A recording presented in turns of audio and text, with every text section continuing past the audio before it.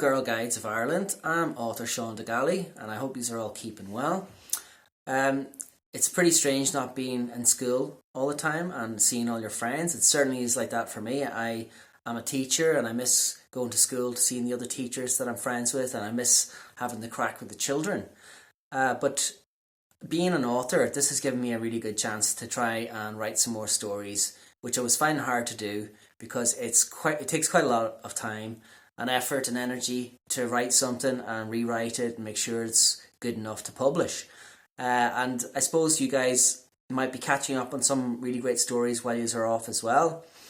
So today I want to tell you a little bit about some of the books that I've written. I've written books for all ranges of ages. I've got books for 7, 8, 9-year-olds, and I've also got books for older teenagers and adults. So the first book I'm going to show you is called The Dancer, and you will find out that a lot of my books have Irish dancing characters in them. This one here is for teenagers and adults, and it's about a young girl who dreams of becoming a very successful dancer, and she uses dance to help her overcome her troubles because she's got some issues that she has a hard time dealing with. So dance is a great way of escape for her, and that's for young adults and teenagers alike. Okay.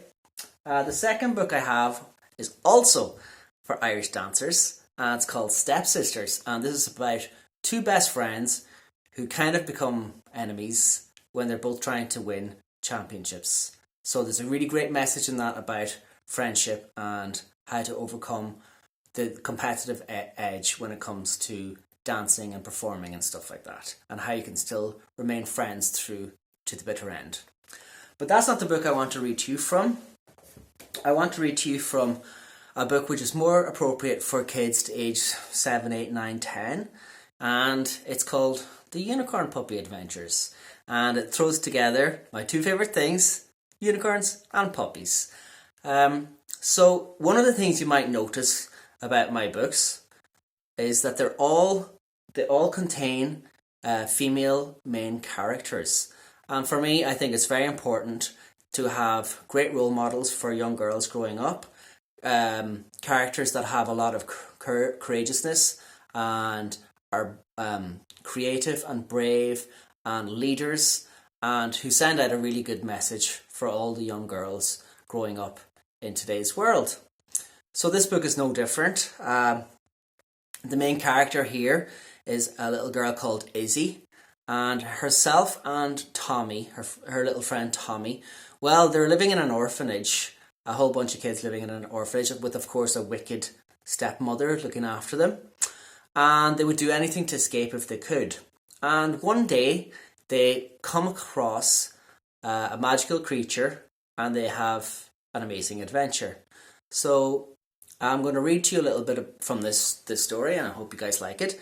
The bit that I'm going to read to you, I'll just give you some background. The night before there was a meteor shower and there was a huge explosion and nobody really knew what it was, and all the children were very afraid. And the head of the house, Miss Imelda, came and yelled at everybody like she normally does and told everyone to get back to bed.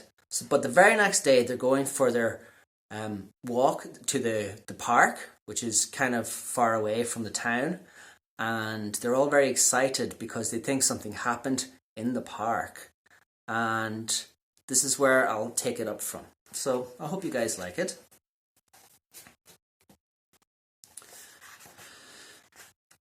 So this is from chapter 2. The town was bustling that day, with the local people hurrying here and there with fretful faces. There were lots of strangers too, men and women with cameras and microphones, lots of different types of soldiers and policemen, fire trucks and ambulances whizzing and zooming here and there. It was all very peculiar. As they approached the woods, the children began to notice plumes of smoke rising gently from deep within. A small aircraft flew nearby, dropping water over trees that still burned. Oakwell Forest was over 150 years old. The entrance to the park was right next to the large iron-gated entrance to Oakwell Forest, but today 2 fire trucks were parked across the entryway. Men and women in suits and safety helmets scurried nearby. The turnstile into the park was also cordoned off with police tape. A policeman stood nearby. Tommy's stomach rumbled. Izzy tried to keep a brave face. Lightning must have struck a tree and started a fire, Izzy exhaled. Why are there so many policemen if it was just a fire? Said Tommy. Izzy pushed out her lower lip and shrugged. Miss Imelda continued to lead the children towards the playground, but the policeman, who was wearing sunglasses, put out his arm to stop them. Sorry, ma'am, not today. Miss Imelda snorted. What do you mean, not today? Her face was getting mean. Storm damage. It's not safe, the policeman replied. Miss Imelda stood up straight and tall, and her voice came out booming. These poor children only get to come here once a month. You mean to tell me you're going to deny these pathetic homeless creatures the one thing that might cheer them up? Their one luxury? How can you be so heartless? Nathan sniggered. Ha, she said her own name. Do you want me to get my inspector onto you? Imelda continued. Her face was red and she stood with hands on hips. The policeman didn't look so confident anymore. He glanced nervously from side to side. He pulled out his shirt collar, which was tight around his neck.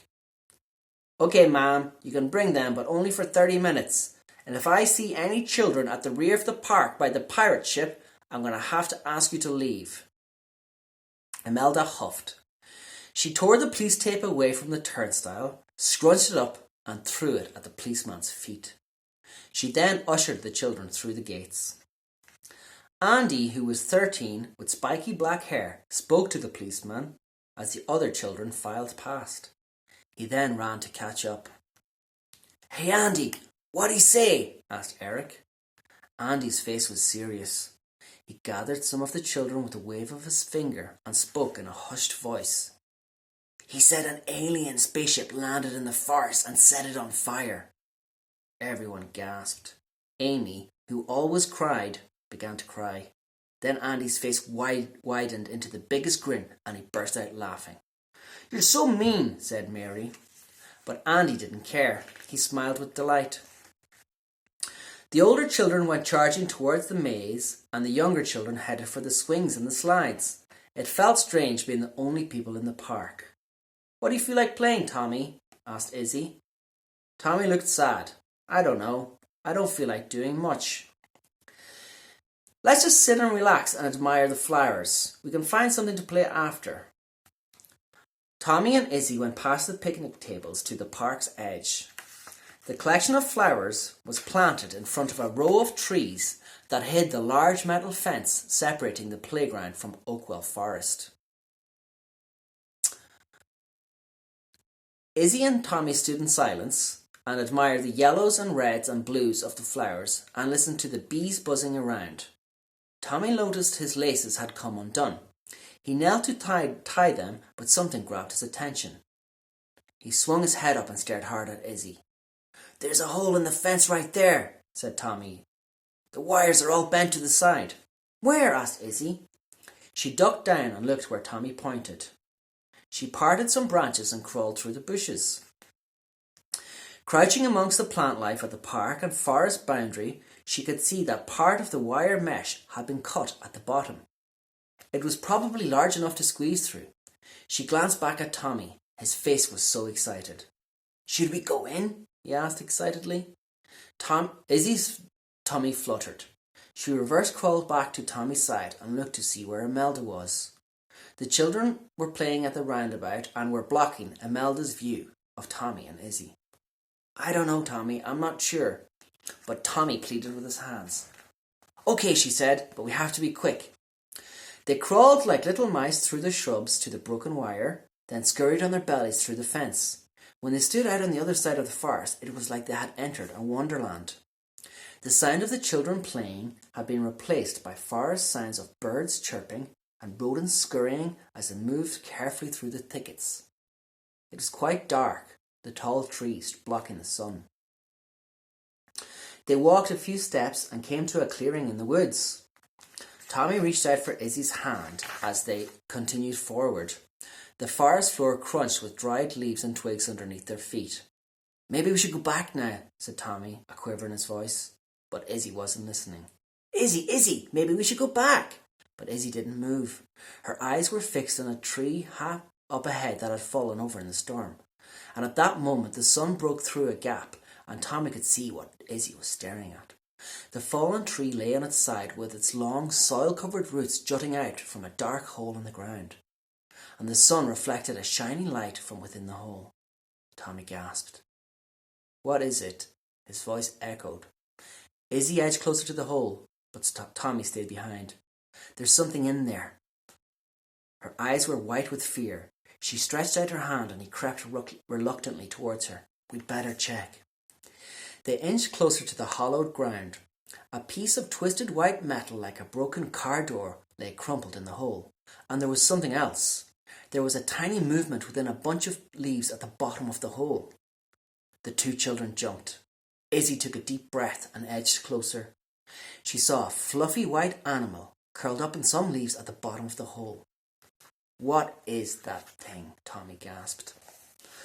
So that's a little extract from the Unicorn Puppy Adventures. I hope you enjoyed it. All my books are available from Amazon, and so if you're interested, pop along and get yourself one. Hope you enjoy the rest of your time off, because I'm sure we'll be back to school and back to work pretty soon. In the meantime, thanks for watching, and stay safe and take care. Bye bye.